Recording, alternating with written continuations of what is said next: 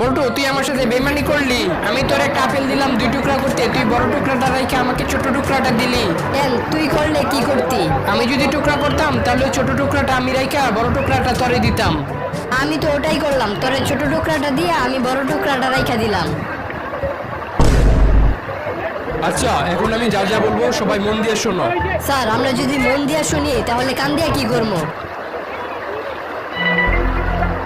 বন্ধু, তুই তো বাবা হয়ে গেছস। আরে কি কস, আমি তো বিয়েই করি নাই। তাতে কি হয়েছে? তোদের বাসার পাশে যে কুত্তাটা থাকে না, ওই কুত্তাটার আজকে 12টা বাচ্চা হয়েছে, আর প্রত্যেকটা চেহারা পুরা খাপে খাপ তোর সাথে মিল্লা যায়। বল্টু, তুই যদি কখনো ভুল করে ফেলিস তাহলে ওই ভুলটাকে শুধরানোর জন্য কি করিস? স্যার, আমি যদি কখনো ভুল করে ফেলি তাহলে চোখ দুইটা বন্ধ করে নীরবে 2 মিনিট ভাবি যে ভুলটা কার উপর চাপায় দেওয়া যায়। বল্টু বলতো, ডাক্তার আসার আগে